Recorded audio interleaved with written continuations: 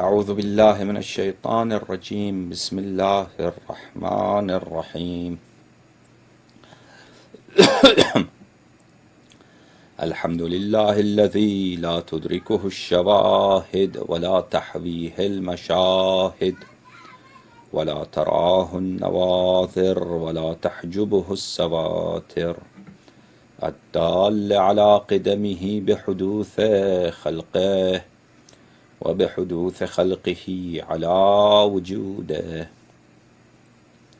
وباشتباههم أن لا شبه له الذي صدق في ميعاده وارتفع عن ظلم عباده وقام بالقسط في خلقه وعدل عليهم في حكمه.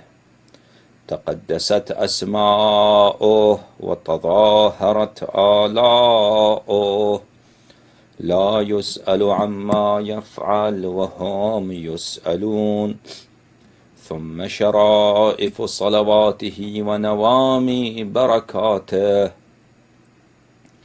على عبده ورسوله الخاتم لما سبق والفاتح لمن غلق والمعلن الحق بالحق الدافع جيشات الأباطيل والدامغ صولات الأطاليل العبد المؤيد والمنصور المسدد المصطفى الأمجد المحمود الأحمد سيدنا ونبينا أبي القاسم محمد الذي بلغ الرسالة صادعا بها وحمل على المحجة دالا عليها، وعلى أهل بيته الطيبين الطاهرين الذين أذهب الله عنهم الرجس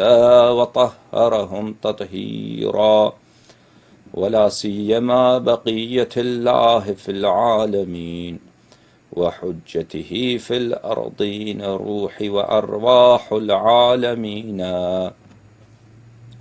لتراب مقدمه الفداء، واللعن الدائم على أعدائهم وغاصبي حقوقهم وجاحدي مناقبهم ومنكري فضائلهم من الآن إلى أبد الآبدين. فأعوذ بالله من الشيطان الرجيم. بسم الله الرحمن الرحيم. إنما وليكم الله ورسوله والذين آمنوا الذين يقيمون الصلاة ويؤتون الزكاة وهم راكعون. اللهم صل على محمد وآل محمد وعجل فرجهم والعن عدوهم يا الله يا الله يا الله، يا محمد يا علي يا فاطمة يا حسن يا حسين، يا صاحب الزمان يا صاحب الزمان يا صاحب الزمان، أدركنا أدركنا أدركنا ولا تهلكنا. اللهم صل على محمد وآل محمد وعجل فرجهم والعن عدوهم يا أيها العزيز، مسنا وأهلنا الضر وجئنا ببضاعة مزجاة فأوف لنا الكيل وتصدق علينا، إن الله يجزي المتصدقين. خدمت بینندگان محترم شبکه مقدسه جهانی اهل بیت علیهم السلام عرض سلام و ارادت و تحیت دارم. السلام علیکم و رحمت الله تعالی و برکاته. امیدوار هستم هر جا که هستید و این برنامه را ملاحظه می‌فرمایید در پناه پروردگار عالم باشید. خداوند متعال را سوگند می‌دهیم به حق حبیبش حضرت خاتم الانبیا صلی الله علیه و آله و سلم و به حق برادر از جان عزیزتر ایشان حضرت امیر المؤمنین علیه السلام و به حق دختر عرش اختر ایشان صدیقه طاهره سلام الله علیها و به حق سبط اکبر سید زکی امام مجتبی علیه السلام و به حق امام مظلوم حضرت سید الشهدا صلوات الله علیهم اجمعین که پروردگار عالم فرج موفور السعادت حضرت ولی عصر علیه السلام را هرچه زودتر برساند، به آن حضرت اذن قیام و اذن خروج عنایت بفرماید. پروردگار عالم گناهان عظیم ما را مغفرت بفرماید، بالخصوص گناهان ما که باعث تأخیر در ظهور حضرت ولی عصر علیه السلام می شود. پروردگار عالم گناهان ما را مغفرت بفرماید و مولای ما حضرت صاحب الزمان علیه السلام اذن قیام و اذن خروج عنایت بفرماید و به آن حضرت پیروزی سریع، پیروزی با هیبت، پیروزی با شوکت، پیروزی با عزت و با عظمت، هرچی سهل و آسان و زود عنایت بفرماید. پروردگار عالم کمر دشمنان ولی عصر علیه السلام را بشکند، حوائج ما و شما را برآورده به خیر بفرماید. اللهم صل علی محمد و آل محمد و عجل فرجهم و لعن عدوهم. بینندگان محترم شبکه مبارکه اهل بیت علیهم السلام، بحث ما پیرامون بررسی ادله ولایت فقیه بود. بینندگان محترم، ما میلی نداشتیم که به مسئله ولایت فقیه بپردازیم، اما چون دین وسیله دنیای عده‌ای قرار گرفته و کسی که مخالفت با ولایت فقیه بکند به او هزاران دشنام، هزاران تفسیق، هزاران تکفیر را متوجه می کنند، اگرچه از علماء بزرگ باشد، اگرچه از عباد و از زهاد باشد.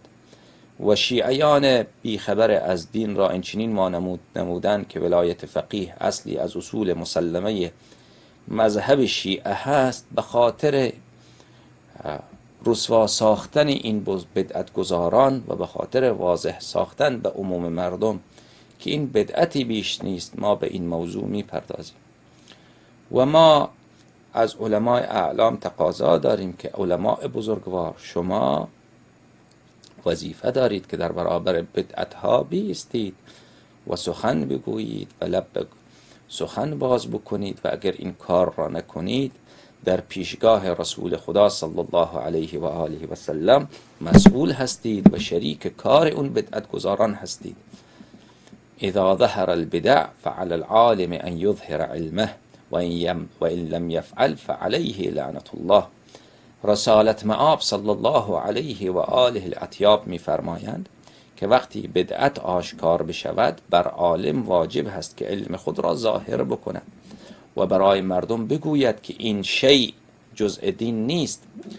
اگر این کار را نکند بر او لعنت خدا باد. این کلام رسالت مآب صلی الله علیه و آله و سلم را من میخواهم که کمی واضح‌تر برای شما بیان بکنم. هنگامی که بدعت ها ظاهر بشود، معنای این کلام چیست؟ بدعت، بینندگان محترم، یک امری که جزء دین نباشد و به مردم این چنین وانمود بشود که این جزء دین هست، همچنین چیزی ظاهر بشود.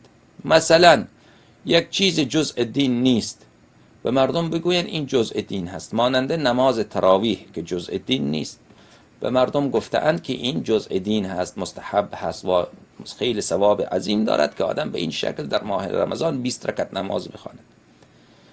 و مثل این بقیه امور در مذهب شیعه بدعت وجود ندارد، چون مذهب شیعه پاک هست و امام زمان علیه السلام حافظ آن است. حالا اگر من بخواهم مثالی از مذهب شیعه بزنم مثالی ندارم، و جز همین مسئله ولایت فقیه و انقلاب و این امور که در این اعصار اینها مطرح شده، در بقیه امور من مثالی ندارم، چون علماء ما در گذشته تابع نصوص ائمه اطهار علیهم السلام بودند و امام عصر علیه السلام حافظ این دین هست، لذا در مذهب ما هیچ بدعتی وجود ندارد. خب بینندگان محترم، این همچین چیزهای مطرح بشود، یک چیز جزء دین نیست، بیان بگن این جزء دینه. مثلا از جمله مثلا همین فرض بکن ولایت فقیه که ملا طائفه، آخوند طائفه یا مجتهد همون حقی که پیغمبر اکرم صلی الله علیه و آله و سلم دارد مجتهد دارد. خب این اگر مطرح بشود پس بر عالم واجب است که علم خود را ظاهر بکند، اگر این کار را نکند بر اوست لعنت خدا. حالا بینندگان محترم، با ملاحظه‌ای که ولایت فقیه امروز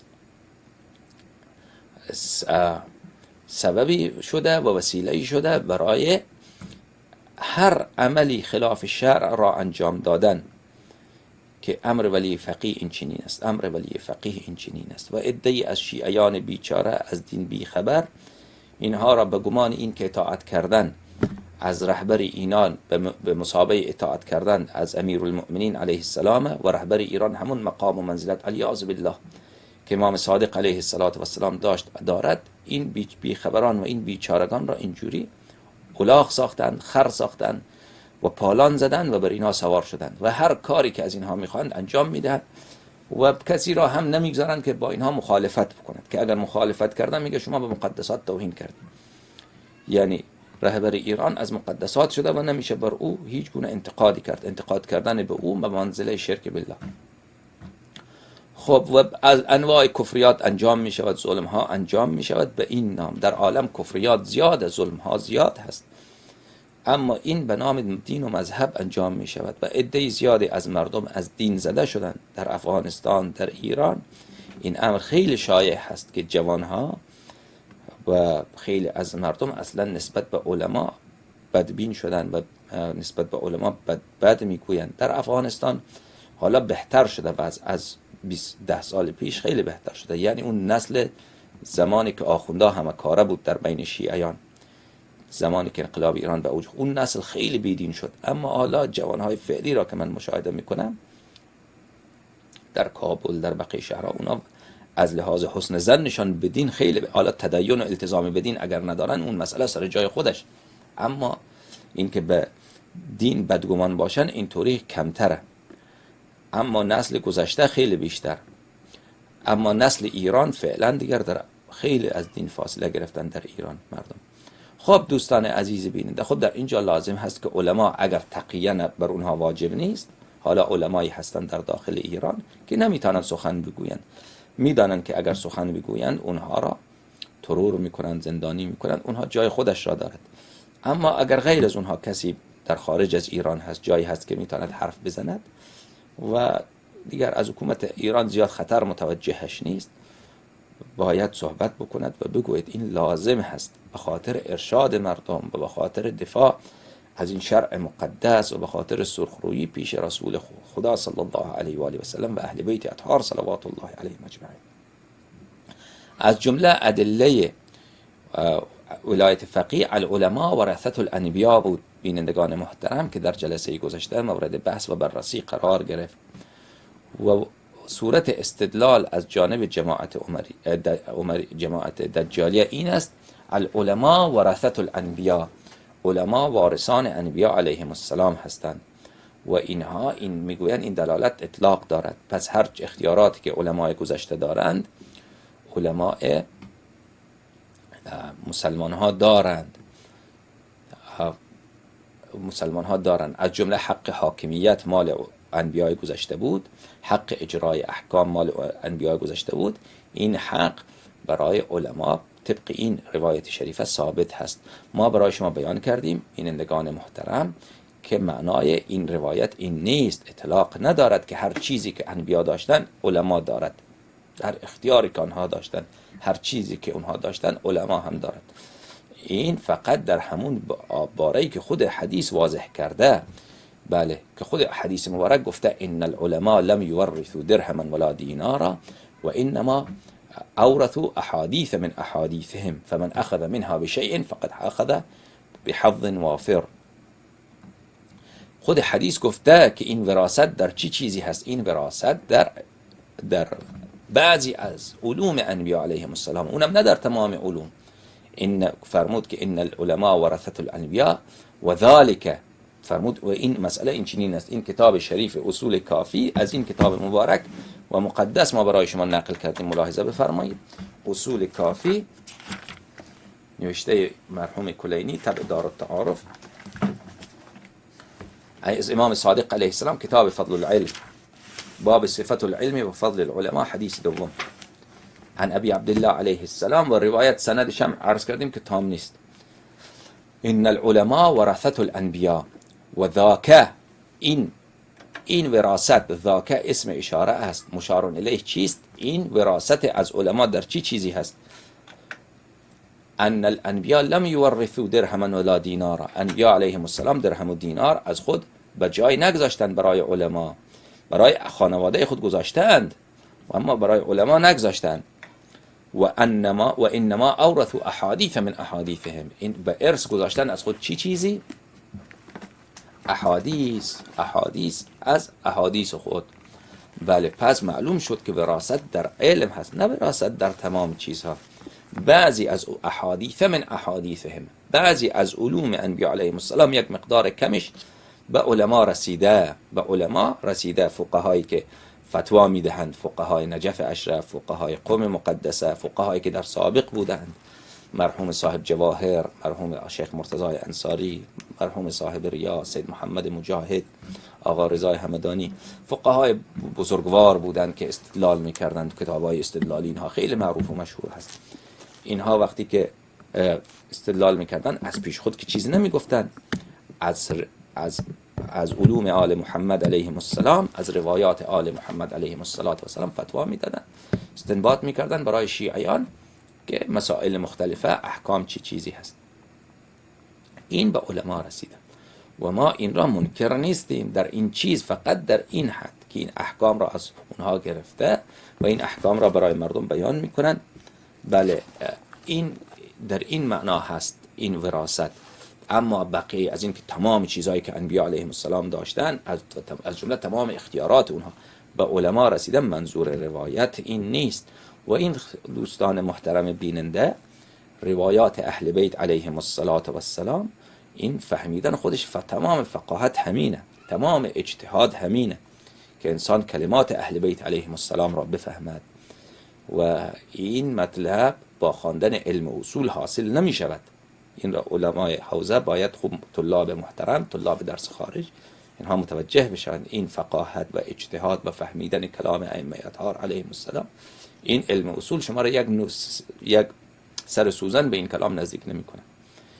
بله، این چیزی لازم هست؟ این فقط این که انسان کلمات ائمه اطهار علیهم السلام را با ایمان به امامت آنها، با ایمان به مقام خلافت آنها و با ولایت آنها و با براءت از اعدای آنها و با تسلیم کامل، که انسان تمام تعصبات را و تمام پیش فرضها را کنار بگذارد و با تسلیم کامل، با جان و دل کلمات ائمه علیهم السلام را دقت بکند، مطالعه بکند، مورد بررسی قرار بدهد و بعد از ائمه اطهار علیهم السلام طلب تفقه، طلب فهم بکند، با این حاصل می شود. خب بینندگان محترم، حالا این روایت را من در جلسه گذشته خدمت شما خواندم. حالا بعضی از کلمات علما را در ذیل این روایت مبارکه خدمت شما نشان میدهم. این کتاب مرآت العقول علامه بزرگوار مجلسی هست. علامه مجلسی رضوان الله علیه، جزء اول این روایت دوم هست. ان العلماء ورثة الانبیاء. ایشان میفرماید سند روایت ضعیفه. قوله على العلماء ورثة الانبیاء ای یرثون منهم العلوم والمعارف والحکم اذ هذه عمدة ما يتمتعون به في دنياهم ولذا علله بقوله ان الانبیاء لم يورثوا درهما ولا دینارا. العلماء ورثة الانبیاء، تمام چیزها را از انبیاء علیهم السلام به اینها به ارث رسیده، از جمله حق حاکمیت، از جمله حق پادشاهی. نه حالا رسیده یا نرسیده، اون ولی ما این روایت نه نفی میکند نه اثبات میکند، او را مذکور اهل گذاشته. این روایت فقط این که علما از علوم انبیاء علیهم السلام یک مقدار کمی، نه اون همه علوم انبیاء علیهم السلام، یک مقدار کمی به علما رسیده. میفرماید العلماء ورثة الانبیاء، ای معنای این کلام، ای یعنی معنای این کلام این است به ارث گرفتند علما از انبیاء علیهم السلام علوم را، معارف را و حکمت ها را. اذ هذه، به خاطر اینکه این همین سه چیزی که ذکر شده، علوم، معارف، حکم، عمده ما اون چیزهایی است که یتمتعون به فی دنیاهم، که بله علما یا انبیا به وسیله این علوم و معارف و حکم در دنیا از این نعمات الهی برخوردار هستند. این عمده نعمات الهی است، یا علما یا انبیا. ظاهرا به انبیا برمیگرده. ولذا علله بقوله ان الانبیاء لم یورثوا درهما ولا دینارا، ای لم یکن عمدة ما یحصلون فی دنیاهم و ینتفع الناس به منهم فی حیاتهم و بعد وفاتهم الدینار و الدرهم. بله، به خاطر این فرمود که تعلیل کرد که انبیاء علیهم السلام در دنیای خودشان دینار و درهم را کسب نمی کنند و انبیاء علیهم السلام در دنیا نآمدن که دینار و درهم به مردم پخش میکنن، آمدن که هدایت، احکام، شرایع، سنن، معارف حق را، حکمت و دانایی را به مردم یاد بدهند. ولا ینافی، و این منافات ندارد، ان یرث وارثهم الجسمانی منهم ما یبقى بعدهم من الاموال الدنیویه. این کلام منافات ندارد که وارثان انبیاء علیهم السلام از اونها اموال را ارث نبرند. خب این کلام علامه مجلسی و مفصله دیگر. همین مقدار من اکتفا میکنم، کسانی که خواستن بیشتر ملاحظه بکنن اونجا مراجعه بکنن در کلام علامه مجلسی و در مرآت العقول این مسئله آمده. دوستان عزیز، این کتاب مبارک و مقدس کتاب روضة المتقین، شرح والد مجلسی اول بر کتاب من لا یحضره الفقیه شیخ صدوق رضوان الله علیه هست. ایشان هم در این روایت در این کتاب شرح خیلی مختصری دارد که ملاحظه بفرمایید. روضة المتقین فی شرح من لا یحضره الفقیه، بله، نوشته مجلسی اول ملا محمد تقی مجلسی، پدر علامه مجلسی، بله، جزء ثانی عشر. بله، در این کتاب،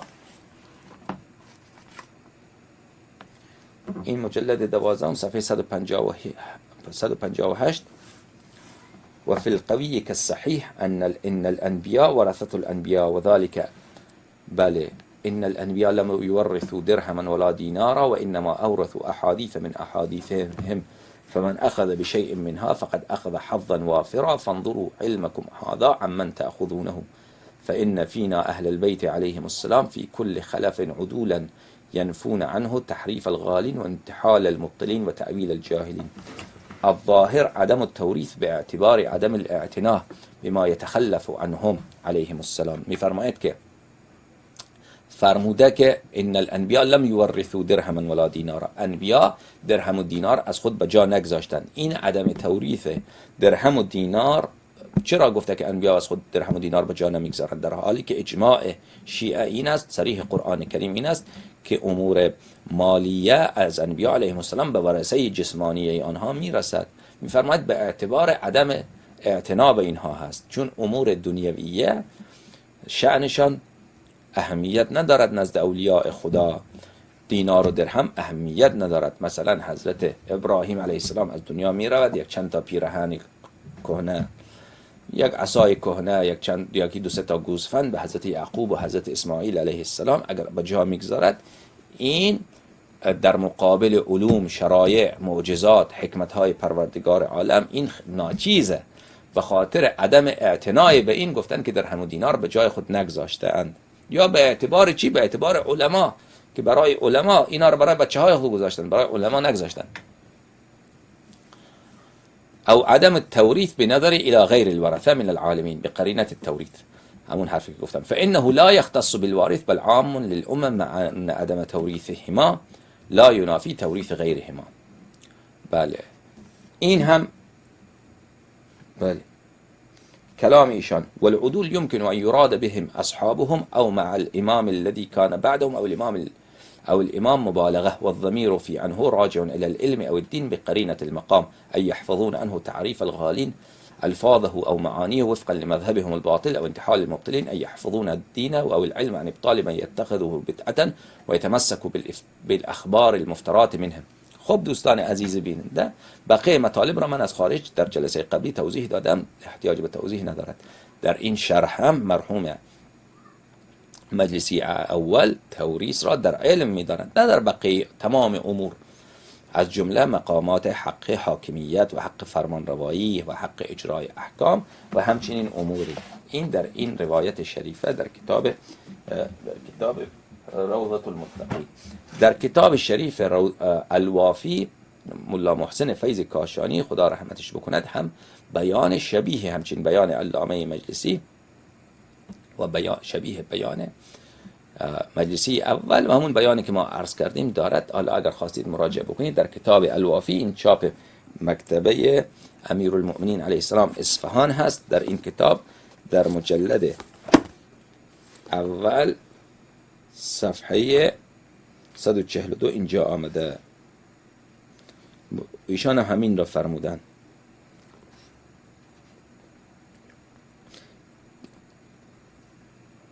که به علما علم انبیا رسیدن، نه تمام مقامات و تمام اختیارات آنها.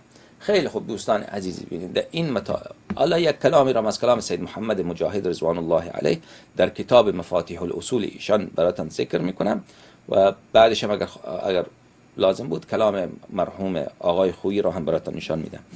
بینندگان گرامی، از علماء بزرگ ما مرحوم سید محمد مجاهد صاحب مدارک، بله، و ایشان کتابی دارد، کتاب ایشان خیلی خوبه. ایشان فقیه بوده خیلی بزرگوار و ایشان از اهل جبل عالم لبنان بوده و علما عموما فقهای بزرگ، مجتهدین بزرگ در مقام استنباط به کلمات ایشان خیلی اعتنا دارد، خیلی مورد اعتنا قرار میگیرد. مثلا مانند مثلا مرحوم مانند خدمت شما عرض بکنم که صاحب جواهر، یا مانند مرحوم صاحب آقای خویی، بقیه مجتهدین، اونایی که محقق هستند در استنباطات شرعیه، احکام شرعیه، نظرات ایشان اغلب اوقات مطرح هست و ایشان از محققین، از فقها هستند. چون علماء شیعه، تاریخ علماء شیعه را شما مطالعه بکنید، علماء شیعه خیلی زحمت کشیدن در فروع، در استنباط احکام. واقعا علماء شیعه خیلی زحمت کشیدن، اما در علوم دیگر به اندازه در علوم دیگر به اندازه احکام فرعیه زحمت اونقدر کشیده نشده. حالا جو اینطوری بوده و هست در حوزه های علمی ما. خب بینندگان گرامی، این کتاب در وبسایت کتابخانه مدرسه فقاهت اونجا آمده. این کتاب مفاتیح الاصول هست. مفاتیح الاصول شما میبینید دیگه. حالا من این کتاب رو به صورت چاپی ندارم، شما میدانید که کتابخانه من، مکتب من کوچیکه و مختصره. کتاب مفاتیح الاصول ایشان هست. در این کتاب شما هم میتونید در کتابخانه مدرسه فقاهت اونجا کتاب مفاتیح الاصول جلد 1 صفحه 590 مراجعه بکنید. در آخر صفحه این مطلب آمده، ملاحظه بفرمایید. کتاب مفاتیح الاصول اینجا آمده. این وبسایتش کتابخانه مدرسه فقاهت. بله، در آخر این صفحه میفرماید بله مفتاح این یعنی سرفصله. این گرچه حالا در وسط سطر آمده، اما مفتاح هر جایی که ایشان در کتاب مفاتیح الاصول میگه مفتاح، منظورش اینه که فصل جدید، این یک باب جدیده، یعنی فصل، باب جدید. بعد میگه اذا ثبت لانبیاء بنی اسرائیل حکم من الاحکام الشرعیه که جواز اقامت الحدود و نحوه. ملاحظه بفرمایید. فهل الاصل ثبوت ذلك للفقهاء من اصحابنا؟ اگر ثابت شد به یک دلیل از ادله، حکمی از احکام شرعیه برای انبیاء بنی اسرائیل، برای انبیاء گذشته حکمی از احکام ثابت شد، مانند مثال بزنید جناب سید محمد عاملی میفرماید مانند که جواز اقامت الحدود، مانند جواز اقامه حدود، مثلا انبیاء گذشته حق داشتن که حدود اقامه بکنند. یا ما بگیم مثال میزنیم حق حاکمیت، نبی که موجود باشه اگر بخواد پادشاهی را به دست بگیره حق دارد بر مردم حکمرانی بکند، امور سیاست مردم را، جامعه مردم را، لشکرها را، خزانه را، بیت المال را، اینا را همگیش ادارهش را به دست بگیرد، رهبری اینها را به دست بگیرد. انبیا حق دارند. آیا اگر برای انبیا این ثابت شد، آیا این برای للفقهاء من اصحابنا، برای فقها از علماء شیعه هم این مقام ثابت می شود؟ اوش باید در صفحه بعدی بریم که ایشان چی گفته اونجا. او المعتمد هو الثانی للاصل. بله، میبینم من برگردم اونجا صفحه قبل، چون یک کمی عبارت صفحه قبل او چی بود اینجا؟ او لا باید باشه، لاش نگفته. خیلی خوب، یا نه. خب بعد صفحه بعدش المعتمد هو الثانی میفرما، اولا یا ثابت نیست، میگه المعتمد هو الثانی. میفرماید رأی درست، رأی قابل اعتماد این است که چرا الثانی ثابت نیست. همچین حکمی مثلا برای انبیای گذشته ثابت شد، انبیا حق دارن حکومت بکنن، علما این حق را دارن. آخون کجا؟ انبیا در کجا؟ سبحان الله. آخون طائفه در کجا؟ گویا این که ما بله این را اصلا این خیلی حرف مسخره ای، اصلا مقایسه کردن اشتباهه، اصلا مقایسه کردن اشتباهه. آخون در کجا؟ حوزه های علمیه هرچی مقدس باشن، هرچی باشن، آدم های خوبی هم اگر باشن، اینها کجا؟ انبیاء خدا کجا؟ اصلا مقایسه کردنش اشکال داره. این اصلا ولایت فقیه کلام خیلی باطلیه که هر اختیاراتی را که انبیاء علیهم السلام دارن مجتهد دارد. خیلی خوب بینندگان گرامی، المعتمد هو الثانی میفرماید که نه، اون چیز قولی که درست هست صحیح هست که همچین اختیاری را علماء ما ندارن. دلیل شما چیست؟ جناب سید محمد مجاهد میفرماید للاصل السلیم عن المعارض. میفرماید اولا شما اصل سلیم عن المعارض داریم. اصل سلیم اینه، اصل اینه که کسی بر کس ولایت ندارد مگر اینکه ثابت بشود به ادله و دلیل. اصل اولیه این است که هیچ کسی بر کسی ولایت نداشته باشد، کسی بر کسی اختیارات ندارد. این که اختیار دارد دلیل میخواهد. اصل سلیم عن المعارض اولا. یا این که بله، یا مثلا که جواز اقامت یا اصل براءت باشه، یعنی این که بر انبیاء گذشته برای اونها واجب بود که در صورت امکان اقامه حدود بکنن. اینجا ما اصل براءت را بله استفاده میکنیم. حالا هر چیزی که منظورشان بوده. والمؤید بعدم التنصیص، والمؤید بعدم تنصیص المعظم من اصحابنا على ذلك العصر. بله میفرماید که و دلیل ما این دیگر، دلیل دیگر ما این است که میگه که معظم اصحاب ما همچین چیزی را نگفتن، همچین چیزی را نگفتن که بله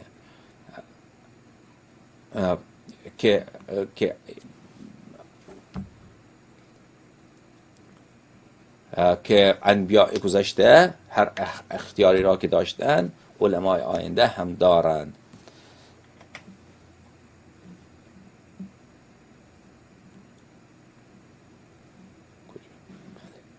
خیلی خوب.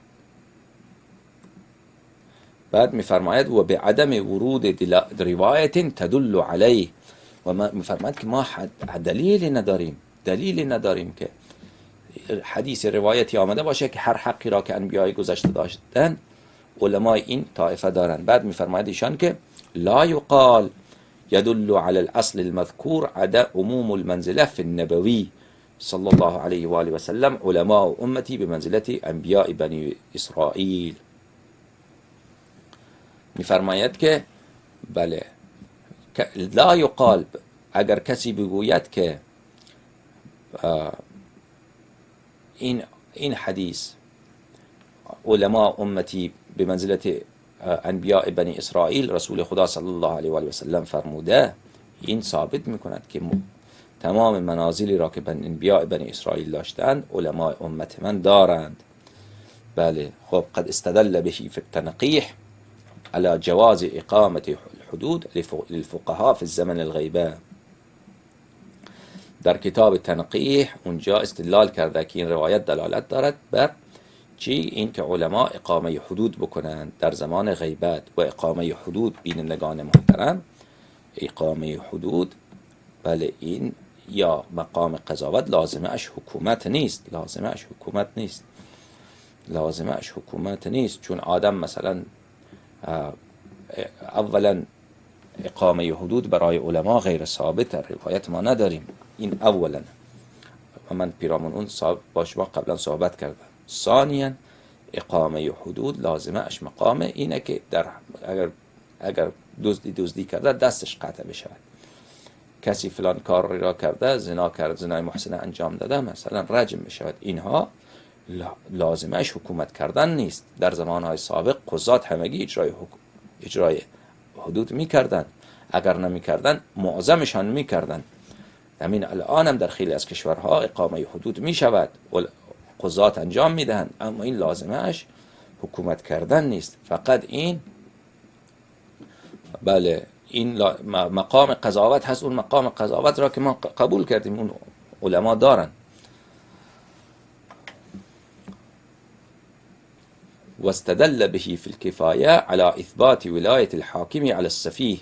در کتاب کفایه از این روایت استفاده کرده که بله ولایت علما بر سفیه. سفیه کسی که دیوانه هست، دیوانه بی سرپرست، دیوانه بی سرپرست یا کسی که بسیار خوب را تشخیص نمیدهد. علما بر او ولایت دارد که زندگی او را اداره بکنه، که مالش را، زندگیش را تباه نکنه. نه این که ولایت عامه استدلال کرده، ولایت بر دیوانگان و مجانین و اینها استفاده کرده. فقاله، و در کتاب کفایه چنین فرموده: ولی ان العلماء ورثة الانبیاء و انهم بمنزلة انبیاء بنی اسرائیل ولا شک فی ذلك للانبیاء فیکون للعلماء ایضا. میگوید در کتاب کفایه استدلال کرده که علما به منزله علما ورثه انبیا هست و علما به منزله علما انبیاء بنی اسرائیل هست و شکی وجود ندارد که این مقام ولایت بر سفها و مقام اجرای احکام برای انبیاء بنی اسرائیل ثابت هست، پس برای علما هم همچنین باشد. خب ایشان میفرماید که این مطلب را اگر کسی مطرح کرد من جواب دارم. مرحوم سید محمد مجاهد میفرماید و جواب شما چیست؟ میفرماید لأننا نقول هذه الرواية لا تثبت لإثبات الأصل المشار إليه، أما أولا فلضعفها سندا، وأما ثانيا فلقصورها دلالة لاحتمال أن يراد من علماء الأمة الأئمة المعصومون عليه السلام، بل لا يبعد دعوى ظهوره فيهم لأنهم العلماء حقيقة. میفرماید این که فرموده علماء امتی به منزلت انبیاء بنی اسرائیل، اولا این سندش ضعیفه. ثانیا اینجا میتواند علماء امت من به منزله انبیاء بنی اسرائیل هست، این ظهور دارد در ائمه هدی علیهم الصلاة والسلام، که مقصود از این علماء بله ائمه هدی صلوات الله علیهم اجمعین هستند. ائمه هدی علیهم الصلاة والسلام هستند و بله و بقیه علما، بقیه فقها، اینها منظور نیستند. وقتی که عالم گفته می شود، اصلا از القاب ائمه علیهم السلام لقب عالم بود. شما در روایات و مثلا در زمان حضرت امام کاظم علیه السلام عموما شیعیان به امام کاظم علیه السلام لقب عالم را خطاب میکردند. مثلا نامه می نوشتند، میگفتند من از عالم پرسیدم این مسئله را، این چنین جواب داد، عالم به من این چنین فرمود. منظور امام معصوم صلوات الله علیه بود. لذا علما که گفته می شود بله این ظهور دارد در ائمه اطهار علیهم السلام. اونها هستند که به منزله انبیاء بنی اسرائیل هستند، نه بله علماء حوزه علمیه قوم یا حوزه علمیه مشهد و از حوزه علمیه نجف اشرف. گرچه اینها آدمای خوبی هستند، ما احترام داریم، اما کجا اینها و کجا انبیاء علیهم السلام. خب دوستان عزیز بیننده ملاحظه بفرمایید. بعد ایشان میفرماید ولانه لو اريد غيرهم للزم تخصيص العام هنا الى الاقل من النصف للقاطع بان اكثر علماء الامه ليس بمنزله انبیاء بنی اسرائیل. اگر میفرماید که اگر منظور عامه علما باشد، علماء و امتی، علمای امت من به منزله انبیاء بنی اسرائیل هستند، اگر منظور این باشد، خب این منظور فقط اون اتقیای از علما هستند، صالحین از علما هستند، منظور اون کسانی که خیلی پاک هستند در علما، مانند شهید اول، مانند سید ابن طاووس رضوان الله تبارک و تعالی علیهم اجمعین، مانند اینها. خب اگر اونها باشد، اونها که خیلی اوهدی هستند، نوادر هستند، اغلب علما را که ما میبینیم قطعا اینها به منزله انبیا نیستند، نه اعمال اینها، نه عبادت اینها، نه کار اینها، نه تقوای اینها به منزله انبیا نیستند. پس این لازم میاد تخصیص اکثر که 99% مانند انبیا نباشد، یک عده کم باشد. و این قبیحه، آدم یک حرفی بزند که تخصیص اکثر لازم بیاید، استثناء اکثر لازم بیاید. مثلا کسی 10 پسر دارد و تمام پسران من آدمای خوب هستند، تمام اینها دکتر هستند، بجز از این پسر این پسر این پسر این پسر و اکثر را تخصیص بکنند. مثلا یک پسرش دکتره، بگه تمام پسران من دکتر هستند الا این الا این الا این الا این و همه گرفته الا یکش بمانه. خب این باطله، این کلام انسان جاهله، این کار قبیحیه که تخصیص اکثر لازم بیاید. تخصیص اقل اشکال ندارد. کسی 10 پسر داره 8 تاش دکتر، تمام پسران من دکتر هستن الا این 2 نفر، این کلام درسته. و تمام پسران من دکتره الا 9 تاشن یکیش دکتره. خب این باطله دیگه. بله. خب دوستان عزیز، این هم کلام مرحوم سید محمد مجاهد، تفصیلش را در کتاب خود ایشان مراجعه بکنید و اونجا آمده. اما کلام مرحوم آیت الله خویی هم در کتاب مصباح الفقاهه موجود هست، اون را هم میتونید شما ملاحظه بکنید یا براتون نشان هم بدم، مانع نیست. این کتاب مصباح الفقاهه مرحوم آیت الله خویی هست به قلم شیخ محمد علی توحیدی، جزء ثالث طبع منشورات مکتبت داوری. در این کتاب بینندگان محترم در این مجلد سوم همونطوری که میبینید، اگر ما مراجعه بکنیم صفحه 288 مرحوم آقای خویی در اونجا بیان کرده این روایت را. بله.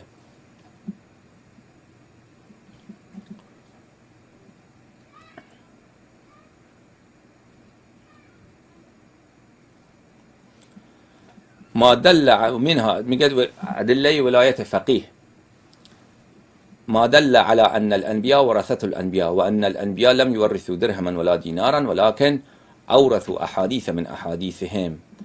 میگه این دلیل ولایت فقیه قرار گرفته. ان الوراثة انما تكون في امور قابلة للانتقال فما لا يقبل الانتقال لا تقبل الوراثة كالشجاعة والسخاوة والعدالة وغيرها من الأوصاف الغريزية والنفسية.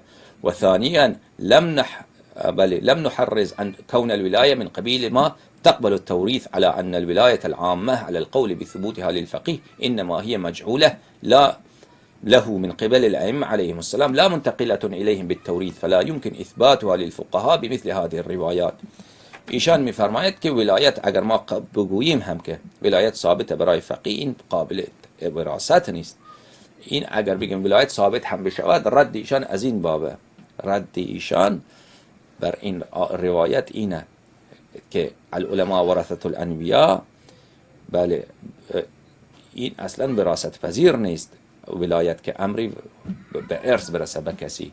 اگر ما قائل به ولایت فقیه بشویم، خب اما این رد آقای خویی شاید کمی رد ضعیفیه، چون اون کسی که میگه که این به ارث رسیده، اون به حقیقت که نمیگوید، به مجاز میگوید و مجاز اعم از جعل هست و بله و اون جعل را هم شامل میشود. علی کل حال بینندگان محترم، ایشان این روایت را قبول نکرده و به این وجه که عرض شد که گفته اگر ولایت اصلا قابل وراثت نیست و از کسی به کسی مال به ارث میرسه، ولایت که به ارث نمیرسه، لذا این اگر ما هم قائل بشیم که علما و مجتهدین ولایت دارن، این به جعل خواهد بود نه به توریث. خب اما این حرف آقای خویی را طرفداران ولایت فقیه میتونن رد بکنن که این توریث در اینجا نه به معنای حقیقی آن بلکه به معنای مجازی آن که همون جعل را هم شامل بشود، به اون معنا به کار رفته. بله همونطوری که علم هم مثل مال نیست که بله مثل مال به ارث برسد، از پدر به پسر منتقل بشود. اما کسی که از استاد خود علم یاد گرفته، میگن که علمش به این به ارث رسیده مجازاً. خب همینطور ولایت هم به ارث رسیده به علما. خب همون رد این استدلال، همون رد متین ترین ردش همون ردی هست که ما خدمت شما عرض کردیم از خارج قبلا، که این آیه، این روایت مبارکه ناظر به چی هست؟ ناظر به علم و منظور علم نه بقیه امور. خیلی خوب دوستان عزیز بیننده، این راجع به این روایه شریفه. یکی از روایات دیگر که جماعت مخالفین از جماعت طرفداران ایران که ما اونها را لقب دجالیه دادیم، اونها مورد استفاده قرار میدهند برای ولایت فقیه توقیع شریف هست که در کتاب اکمال الدین آمده. این کتاب شریف اکمال الدین یا کمال الدین، هم کمال الدین گفته میشه و هم اکمال الدین، نوشته مرحوم شیخ صدوق هست که در باره امام عصر علیه السلام هست و از بهترین کتابهایی هست که در این مورد نوشته شده و از قدیمی ترین کتابهایی است که در باره صاحب الزمان علیه السلام و اثبات غیبت ایشان نوشته شده. در این کتاب شریف نامه ای از نامه های حضرت صاحب الزمان علیه السلام آمده که این نامه مورد استدلال جماعت طرفداران حکومت ایران قرار می گیرد برای اثبات ولایت فقیه و این یکی از ادله خیلی معروف جماعت حکومت ایران هست. این کتاب اکمال الدین و اتمام النعمه فی اثبات الغیبه طبع دار مرتضی در بیروت. در این کتاب بینندگان محترم اگر ما مراجعه بکنیم، بله صفحه 435 در اونجا این توقیع شریف ذکر شده. ذکر التوقیعات الوارده عن الحجه علیه السلام. در جمله این توقیعات توقیع سوم، توقیع عن نامه های حضرت صاحب الزمان علیه السلام که در عصر غیبت صغرا توسط نواب اربعه، بله توسط نواب اربعه به شیعیان می رسید. حدثنا محمد بن ابراهیم الطالقانی قال سمعت ابا علی محمد بن حمام يقول، بله سمعت محمد بن عثمان العمري قدس الله روحه يقول. این محمد بن عثمان عمری، بله خدمت شما به عرض برسانم که از نواب اربعه حضرت امام عصر علیه السلام هستند. بله محمد بن عثمان عمری نائب دوم حضرت هستند. یقولو، عفوا این نه، این چهارمیشه، عذر میخوام. بله حالا اینم که خواندم تا اینجا بخوانم تا آخرش اشکال نداره. خرج توقیع بخط اعرفه من سمانی فی مجمع من الناس باسمی فعليه لعنة الله. قال ابو علی محمد بن حمام وكتبت اسأله عن الفرج متى يكون فخرج الي كذب الوقاتون. از جانب امام عصر علیه السلام بله نامه رسید، فرمودن که هر کسی که مرا به اسم مبارک من در جمع مردم مرا اسم ببرد پس بر او باد لعنت خدا، لعنت خدا، لعنت خدا. پس دوستان عزیز بیننده و علت شما نمیدانیم علت اصلیش را. علتش چیه؟ خب ما که تسلیم امر ائمه خدا علیهم السلام هستیم، اونا معصومند. ما چه حکمتش را بدانیم و ندانیم، جان ما و پدران و مادران ما و فرزندان ما فدای نام حضرت صاحب الزمان علیه السلام. ما کی هستیم که طلب چون و چرا بکنیم با امام عصر علیه السلام و طلب دلیل بکنیم؟ همین که فرموده که شما اسم ما را در جمع مردم نبرید، ما را با القاب شریفه ذکر بکنید، ما را با القاب کریمه ذکر بکنید و این حق شیعه این است. ببینید دوستان عزیز، شیعه یعنی باید فدای امام زمان علیه السلام باشد. فدا شیعه باید قربان امام عصر علیه السلام باشد. هیچ وقت به خود اجازه ندهد که اسم گرامی حضرت صاحب الزمان علیه السلام را بله به زبان خود جاری بکنند. القاب کم دارد صاحب الزمان علیه السلام، صدها لقب، صدها لقب صاحب الزمان عجل الله تعالی فرجه الشریف دارد. القاب شریفه ذکر بکنید. خب دوستان عزیز، کسی که مرا به اسم من ذکر بکند و اسم ایشان همان اسم پاک حضرت ختمی مرتبت صلی الله علیه و آله و سلم است، بله پس او بر او باید لعنت خدا. پس این کار را شیعیان باید خیلی مواظب باشند. بعد راوی میگوید که از امام عصر علیه السلام نامه دیگر پرسیدم که فرج کی واقع می شود؟ فرمودند کذب الوقاتون. امام عصر علیه السلام فرمودند کسی که وقت تعیین بکند، وقت بگوید. امام عصر علیه السلام سال آینده، 6 ماه دیگر، 2 سال دیگر وقت تعیین بکنند، اینها دروغگو هستند، اینها دروغ میگویند. بله نمیشه وقت تعیین کرد، اما فرج خیلی نزدیک است، فرج خیلی نزدیک است، خیلی نزدیک است، اما وقتش را صاحب الزمان علیه السلام خودشان میدانند، اما پروردگار عالم میدانند و انسان باید دعا بکند که خداوند متعال فرج حضرت سلام الله علیه را هر چیز زودتر برساند. خب این من گفتم سومی، اشتباه کردم. این توقیع چهارم هست که مورد نظر هست. حدثنا محمد بن عصام الکلینی و ایشان محمد بن عصام الکلینی، ایشان دوستان عزیز بیننده من، بله ایشان ناشناخته شده هستند، ایشان مجهول هستند، مجهوله. لذا این روایت اصلا راویش معروف مشهور نمیشناسیم چه کسی هست. لذا روایت این توقیع شریف اصلا قابل استدلال نیست، چون روایت از لحاظ سندی ضعیف هست و مجهول هست و این مانند کتب اربعه که نیست که ما بعد تمام روایاتش را مفروغ عنه بگیریم. بعد ایشان میگوید حدثنا محمد بن یعقوب الکلینی، ایشان از مرحوم کلینی روایت کرده و ایشان از اسحاق بن یعقوب. این اسحاق بن یعقوب هم مجهوله.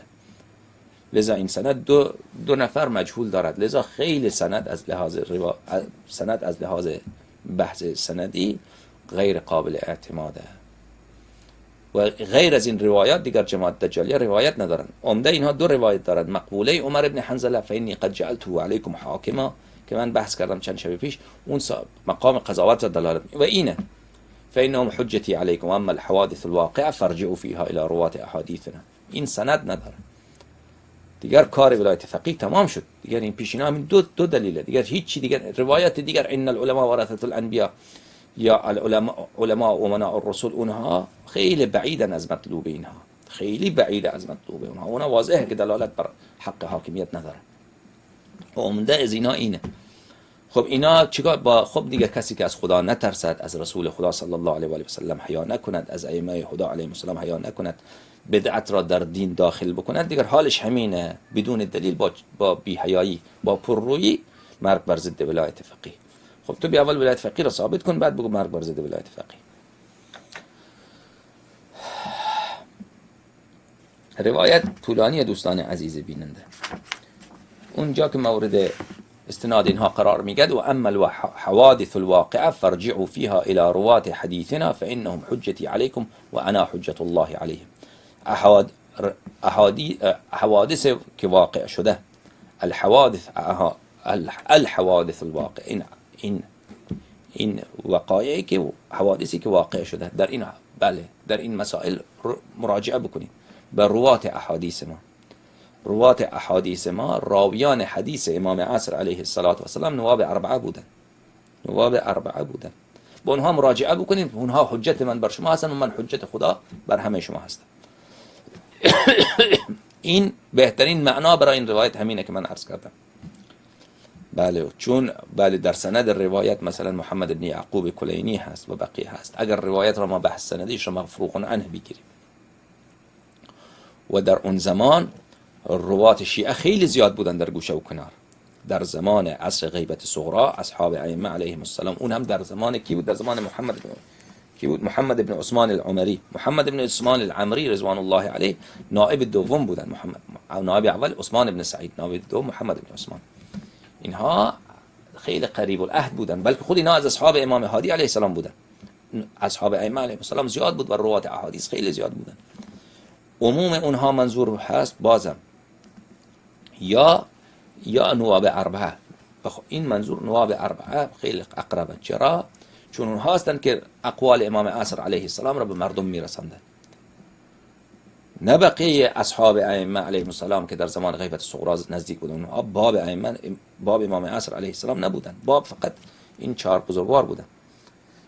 بله و الحوادث الواقعه یا منظور تمام وقایع است که تا روز قیامت واقع میشه، یعنی یا منظور وقایع خاصیه که در این نامه بوده، ما این را نمیدانیم، این واضح نیست.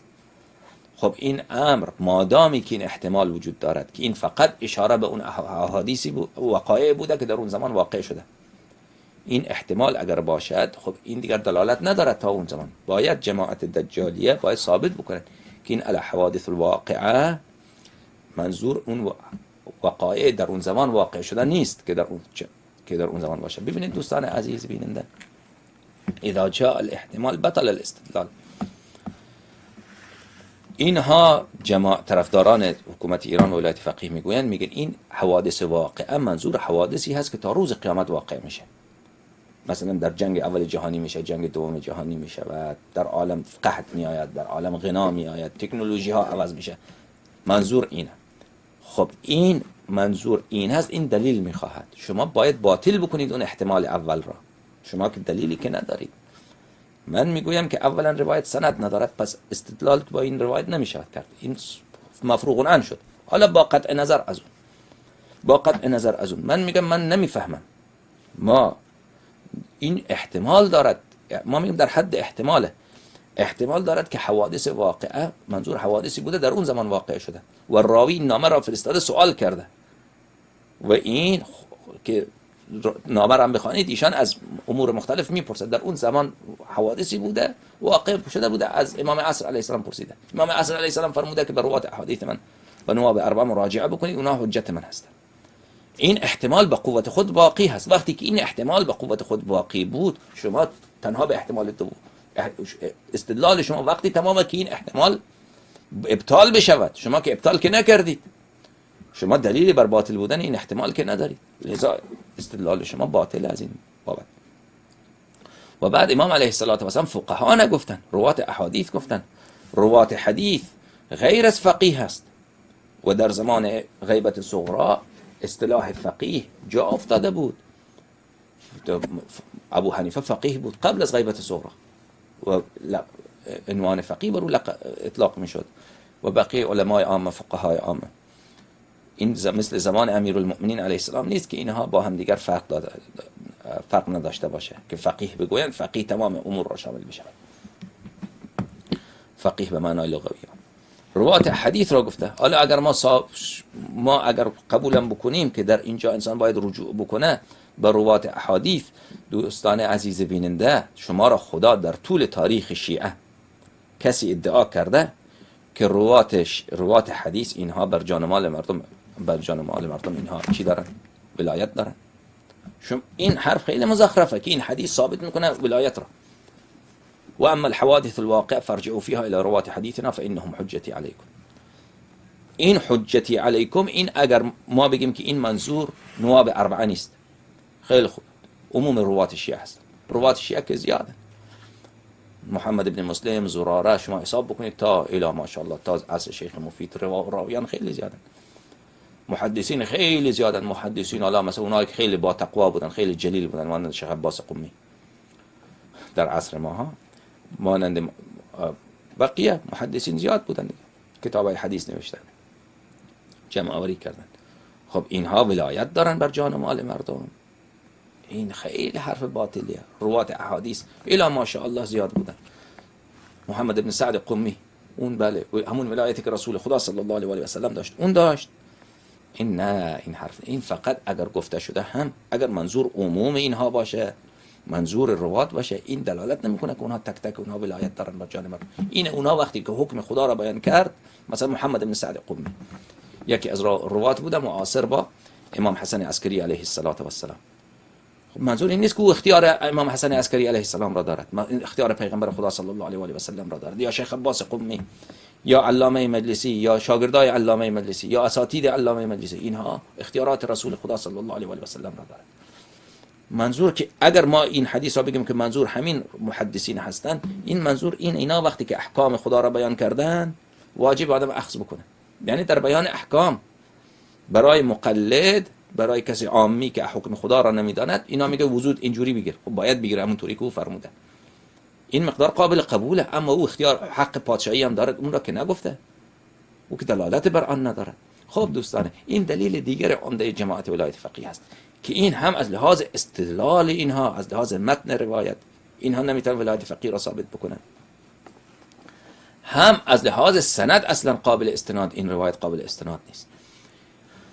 و دیگر اینها دلیلی ندارن، دلیل نقلی دیگر ندارن. بقیه ادله اینها ادله عقلی هست. میگن که اگر ما انقلاب نکنیم پس چیکار بکنیم؟ خب گویا این کدام اگر انقلاب نکرد بدین میشه. دیگه دلیل عقلی اینها هم بله از فقط فریبکاری و عوام فریبیه. دلیل عقلی دیگر اینا ندارن، فقط فریبکاری عوام. اگر انقلاب نکنیم پس چیکار بکنیم؟ اگر علما حکومت نکنن پس باید کفار حکومت بکنن. جان من، نه خداوند متعال حق حاکمیت به علما داده، نه به کفار داده، به صاحب الزمان علیه السلام داده. تازه اگر قرار باشه بر ما کسی ظلم بکنه خیلی بهتره که کافر ظلم بکنه از این که علما به نام دین ظلم بکنن. خب دوستان عزیز بیننده، این خلاصه کلام بود در این و ان شاء الله بقیه مطالب در جلسه بعدی خدمت شما به عرض خواهد رسید. سلام علیکم، بفرمایید بزرگوار.